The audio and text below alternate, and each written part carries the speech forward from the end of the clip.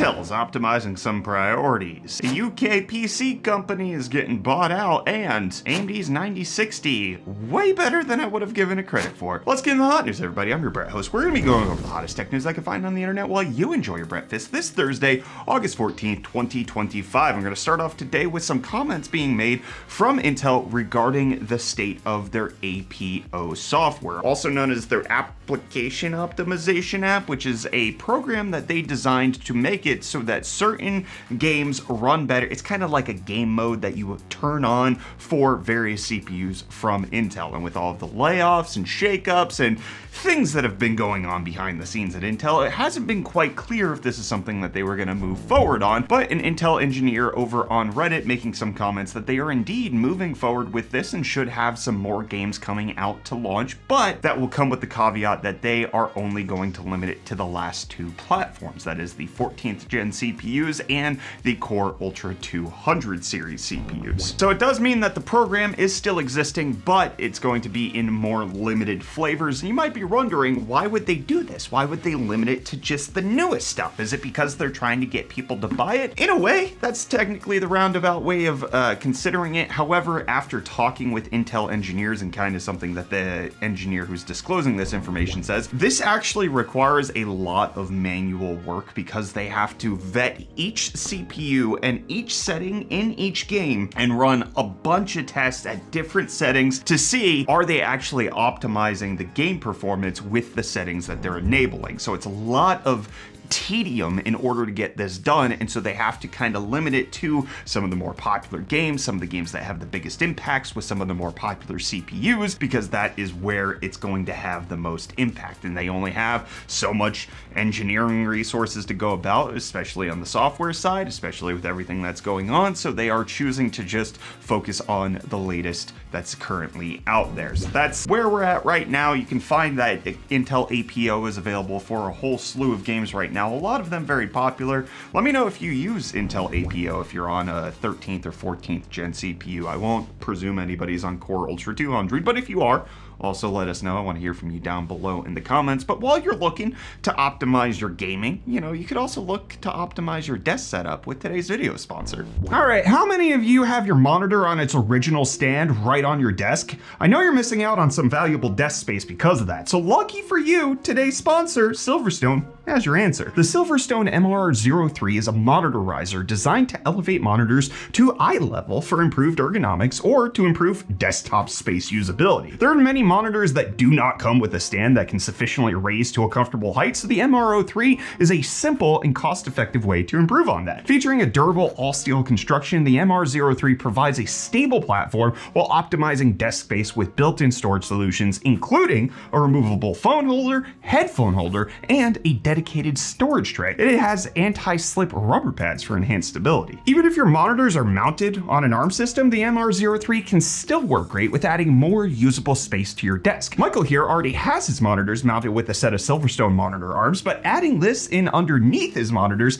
has added a ton of space for his bits and bobs. Elevate your viewing experience today by checking out Silverstone's MR03 via the link in the description below. Thanks to Silverstone for sponsoring. Well, you could definitely put Silverstone's riser next to a PC that's holding the next generation of the Matrix cards from Asus. Them coming out with new teasers for their 30th anniversary version of the RG Matrix card, saying it's unlike any 50 series card that's currently out there and showing off some ominous features with a lot of circular things. Looks similar to what the Astral currently looks like, but we'll have to wait and see. They don't have a specific announcement or release date, but hopefully it looks better than the 20 series Matrix, which just looks like a bland Asus Tough card right now. And then the Matrix Platinum for the 40 series was like uber exclusive and expensive, and maybe this Matrix could kind of split the difference, be highly intriguing looking, but also be more available. That would potentially be nice, but in order for anybody to afford that, you're gonna have to save money elsewhere, and hopefully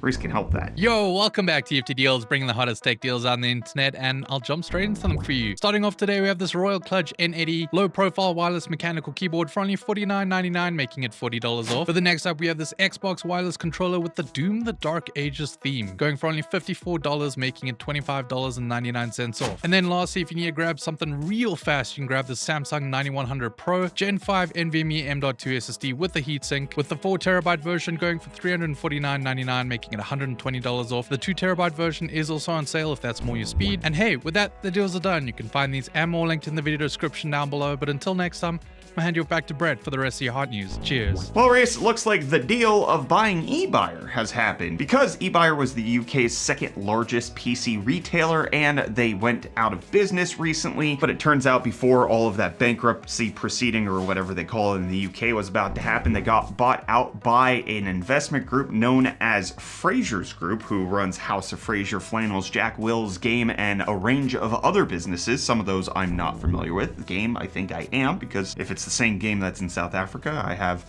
general familiarity with it. But turns out that within moments of the Fraser Group buying it out, they got rid of a bunch of the listings for PC components and started turning it into things for just like regular homeware and appliances. And so it doesn't look like it's necessarily going to stay a PC retailer. It's just kind of like when Circuit City or Tiger Direct got bought out. It's not the same as it once was. It's slightly different. Let me know if you know of any of the other businesses that Fraser's Group runs, and if this is something that you can give commentary on how good of an experience it's going to be for the UK buyers. I want to hear from you down below in the comments. Well, I let you know how the 9060 performs, because there is now benchmarks coming out from one singular channel where over in South Korea, Technosaurus got their hands on an RX 9060 non-XT GPU and put it through its paces, both with a 7500F as well as a 9800X3D, and compared it to the 9060 XT and the RTX 5050 and 5060. So giving us a general idea of what this card is going to look like. And one of the intriguing things is it kind of shows why AMD has locked down the overclocking so you can't get more performance out of it, and they're not going to sell it at retail because it is a highly performing card, especially for being below the 9060 XT. So Technosaurus found in their review that compared to the 5050, it just wipes the floor with it, the 5050 being Nvidia's cheapest card out on the market, and the 9060 just giving it a smattering in terms of its performance. But then you compare it to the 9060 XT in blue and the 5060 in red, and what you find is that the 9060 actually performs pretty gosh dang good compared to both of them. The 5060 is only 2% better than the 9060, and the 9060 XT is only 6% better. So it's within very close striking distance, and so AMD really wouldn't have had a good price point to put this at with it being that close. So they're making it so that it's pre-built only. You can only get it with existing systems, and because it looks like it's actually really close in performance, but they're locking down overclocking so that you can't just buy it and actually make up that 6%, because as previously reported, the boost that you're going to be able to get it is only 10 megahertz higher if you try to tinker with the 9060. Maybe there will be a BIOS that unlocks that in the future, but currently the 9060 looking pretty gosh dang good according to Technosaurus, and I can see why AMD made some business decisions with that. It's just a shame for the regular consumer that we're not going to get a card that could actually do that, giving us a $199 card that actually would last ages. They don't want to have a repeat of the RX 580, which is still selling at Best Buy for like $200. You can still go buy those brand new, not the 2048 versions, but just the regular ones. It's ridiculous how long that card has stuck around for, and I think AMD is trying to make sure that that might not be the future that they want to go into. They want to sell you new stuff. But let's take a look at the old stuff, your comments from previous episode of Hot News. Let's see what you had to say. Daylight saying, I just bought a 5700X3D and I am well happy with it. I would have believed you were. It checks out. And then Chuck saying, got my 5700X3D for $200 a few months ago when I was upgrading. Made out like a bandit. I don't know how they kiss, but I hope it was good for you. And then we got Wabash saying, I have several friends in college that had the plastic MacBook back in the day when there was the MacBook Pro, MacBook Air. The base MacBook came in white or black plastic. My friends all had the black book. I remember my early days of college, a lot of people rocking the white or the black MacBooks. They were very popular on campus at the time. I seem to recall more white ones, but I never had one. The laptop I went to college with was, I think it was called like the HP X360, where it was rotatable, it had an AMD processor, and it had a stylus attached. So it was kind of like this combo tablet laptop, which back in 2008, 2009 was a revolution, all right? There's no other laptop like it out on the market. I went through 2 of them because they died. They sucked. They did not last, but they were great. And I was able to like take handwritten notes using like Microsoft OneNote. This is back before the iPad even existed. It was fantastic. I had a great time with that thing despite its inability to live. And then we got Commander Stretch Guy coming in with some nonsense saying this isn't the first time Apple's released entry-level laptops. They've done it before and dropped support after a few years, alienating plenty of buyers. I gotta actually you here because the last time they had the MacBook, it wasn't entry level. It was like $1,000, if not more, like $1,100 to $1,300 was how much the MacBook cost. That's why the news of the new MacBook is so significant, because it's going to be the cheapest one that they've launched in modern history. We're looking at $699 for a MacBook, which is way cheaper than they've ever come out with, and then $599 with the education discount. That is very affordable in terms of how much Apple has previously charged for these. And then just taking a look at your comment of Apple dropping support, right? Like the last MacBook that came out was May 27th, 2009. So that's 16 years ago that it hit the market. And then if you go ahead and see what the last operating system it could support was, it happened to be OS X 10.11 El Capitan, which the laptop came out in 2009. It was supported with El Capitan, which came out in 2015. So that's 6 years later, it got support, and then it stopped receiving support in 2018. So that's 9 years of support. That's not soon. That's a pretty decent time. Now there's certain ones like the previous ones that required 1 GB of RAM in order to get 10.7.5 Lion. But that's also something Windows has done where they've had minimum requirements for that kind of stuff. So I don't buy your argument that they drop support very quickly.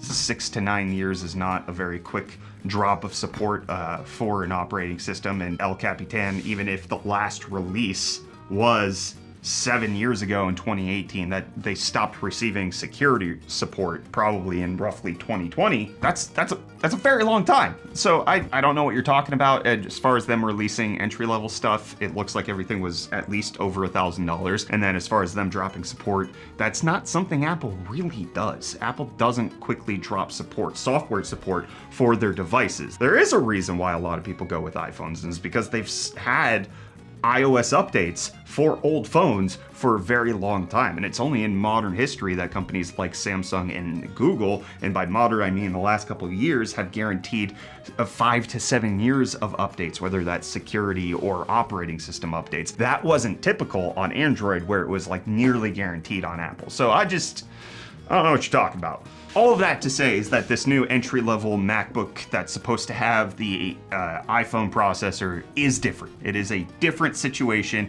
and I really don't necessarily see it as a bad thing. And I'm gonna back on out of here. Hot news is over.